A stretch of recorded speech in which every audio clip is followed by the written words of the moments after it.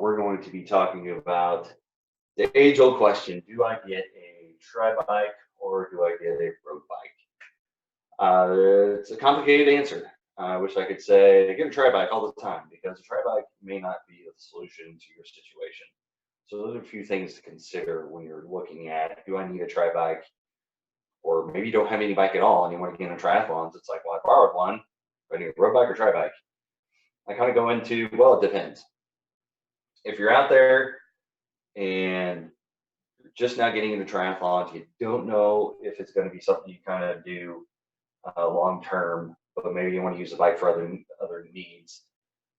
This is kind of the one of the other situations. If you're doing tri and it's long term, so if you've done it for a while and you borrowed some bikes or you're ready to have a road bike and wondering, it's like, well, I need a tri bike. If you see yourself doing a 70.3 or 140.6 or anything like that, Olympic, and you want to keep doing it, you want to get better and a little bit faster, triathlon bike is probably the best way to go. And if you're kind of strapped for cash, you can always go out, look. There's always used triathlon bikes, especially Facebook ads, eBay. Local bike shops are doing trade-ins nowadays, so you can go get a used bike there that's been looked through by a mechanic. But when you're looking at road bikes versus tri bikes, and you're looking at cost, you could get a $10,000 road bike. You can get a $15,000 tri bike.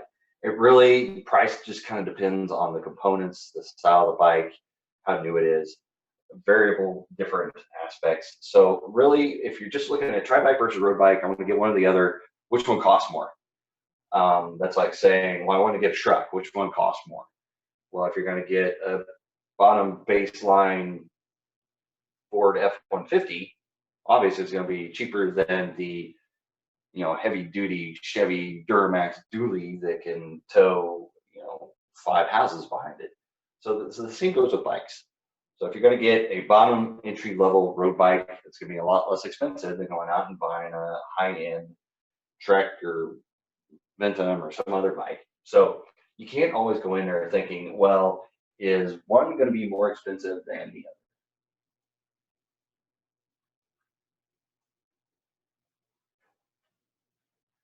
So when you're looking at cost, there really is no distinct difference other than the components, how new the bike is. So that's a consideration to take into, but it's kind of universal for road bikes or tri bikes. So you kind of have to make the decision and then you start looking at cost and what you can get. But like I said, if you're going to do one or the other and you don't have a bike to begin with, if you're going to do triathlons long term, then I would recommend triathlon bike. Kind of one of the points down here is the longer the distance is, the greater the benefit of the bike. So with a time trial bike or a triathlon bike, you're in a different kind of aero position. You're leaning forward, as you can see in this picture here. So it will put you in a more aerodynamic position. You will save time and energy, which will equal more speed over time and set you up for a better run because you're more efficient on the bike, not using as much energy to cut through the wind. But if you're using it for versatility, if you want to do group rides, you want to do tours, you want to do just variable different things with it, ride, commute to work, something like that. You're riding in traffic. You want to be able, a tri bike is not as maneuverable as a road bike. So you don't want to be on the drops because on a tri bike, the brakes are on the outside, the shifters are on the inside. So if you're having to go through different hills, different terrain, everything, you're gonna have to be up there shifting, or you're gonna have to be out here on the brakes, riding the brakes, going through traffic. So depending on what you're going to use that bike for, if it's for multiple things, road bike is probably the better way to go. But you can go out and get clip-on aero bars you put on the front. So when you do races, you put them on there and you can be in a nice aero position, a little bit more tucked than you normally would. And that's personally how I started out, is I got a nice reused road bike, found clip-on bars, and used those for races. Basically, I left it on there all the time. But it didn't get in the way that I could use it like a regular road bike. So if I'm riding around town, and I don't have to worry, I didn't want to have to worry about being in the air or not being able to have my brakes or anything. It was convenient because it served for multiple purposes. And I could take them off, put them on, do whatever I needed to. But like I kind of touched on, the race distance kind of makes an impact too. So if you're going to do triathlons long term and it's going to be one or the other, you could do a road bike with clip-on aero bars. It still won't be as aerodynamic as a tri bike. But with a tri bike, you're not going to be able to ride out in traffic. So it's all you're doing. If you're putting on a trainer or you're just going out and doing long rides for your races, then maybe the tri bike's the best option for you. Well, I always tell people, be on the lookout for sales and discounts. Go to your local tri bike shop and see if they got any clearance items. You know, are there sales coming? Are there new models coming out? Because that can make a difference. If you find a new road bike, carbon fiber, you know, Ultegra, whatever group set, and it's just awesome, but it's on clearance because a new model's coming out. Maybe that's a better bike than the kind of baseline entry model, you know, whatever sitting on the shelf over here that's new that they're not necessarily trying to get away from or get rid of. You can take that road bike that will last you longer, be better mechanically suited for shifting long term, and put some aero bars on it. So there are different kind of variables to go with. Generally, if you're more of the triathlete mindset, a tri bike's kind of the better way to go. If you're, I want to use it for multiple different things, a road bike's the best way to go. Like I said, there is really no, you can find a nice used road bike, you can find a nice used tri bike for a decent price. There really is no separator of, you know, it's depending on, like I said, the materials of the bike, the components of the bike, how old it is, everything else, how many miles are written on it. The cost really isn't a separator between road and tri bike. If you already have a road bike and you're wondering, well, do I invest and get a better road bike or do I get a tri bike? If you're going to do triathlon long term, like I said, I personally have a road bike and a tri bike, and it's convenient if you're traveling to races and using tri bike transport or something. You do have another bike to fall back on. But do be aware that riding a road bike and riding a triathlon bike are distinctly different, and you use different muscle groups for those bikes. So doing all your training on a road bike on your trainer will not prepare you as well for doing a race if that's the only time you break out your tri bike. So if you're doing all your riding on the road bike and then you break out your tri bike for the race, it's going to be a little bit different because you're going to use a different muscle group. And when you go on that run, you're definitely going to feel the difference. But there's also the consideration of, in addition to the distance of the race, the terrain of the race. So something like River City, where it's a little bit hilly, something like Ironman Chattanooga 70.3, where it's a little bit hilly, or even a fuller distance Ironman, where it's a little bit more hillier. People kind of get into, well, you know, if I've got 5,100 feet of climbing over 112 miles, would it be better to have a road bike so you can be up on handlebars and doing the pedaling and the climbing? Is that a little bit better? I would say once you get to the half Ironman distance or higher, I would stick with the triathlon bike personally. So if you're looking long term and you're like, I'm doing Ironman at least once a year or half once a year or something like that, I would stick with the triathlon bike if it's an option. If you already have a road bike or something like that and you're wondering what to do, or you want to trade in or whatever, or you're not going to use it for anything else but triathlons, that's what I would recommend to people, even in an Olympic distance, if that's something you want to do and you're going to get better at. The triathlon bike is a little bit more better suited, will give you more aerodynamics, will give you better efficiency over time, over longer distance race. If you're doing sprints, it's not necessarily as much of a give or take, but there's different things you can do with a bike to make you faster.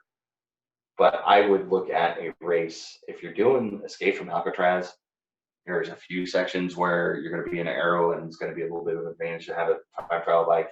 But basically, I mean, the rest of it, you're doing climbing, you're doing small little streets. There's sections of the road that aren't in very good shape.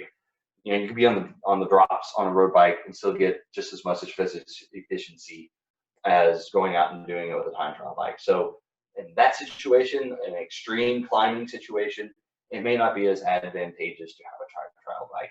But you know, if you're looking at half, like when we used to have Ironman Kansas 70.3 out here in Lawrence back in the day, it was 3,500 feet of climbing over 56 miles, which is quite a bit.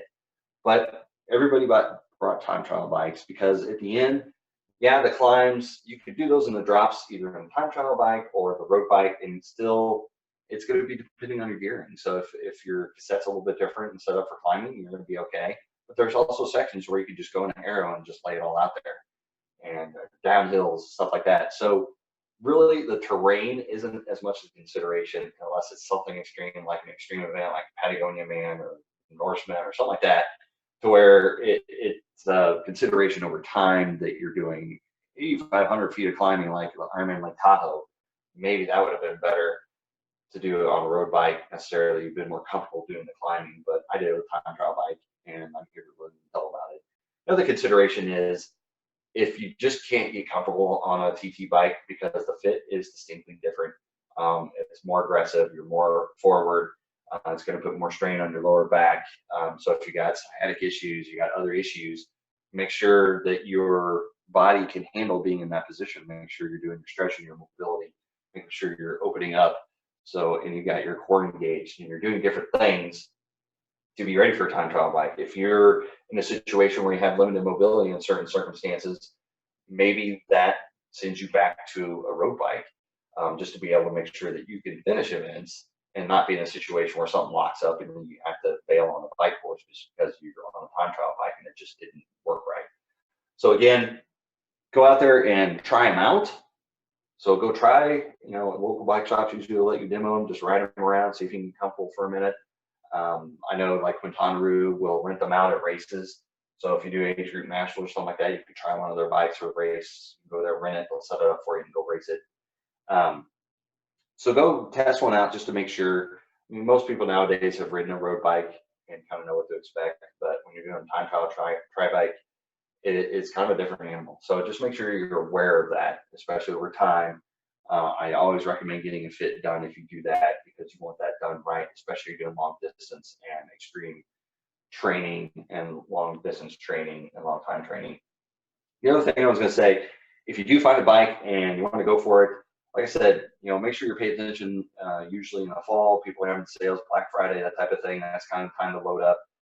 If a bike manufacturer is coming out with a new model, like if Specialized comes out with their new Shiv and they're kind of discounting the old ones, bike shops are kind of in a hurry to get rid of the old models so they can make room for the new because they don't want inventory sitting around.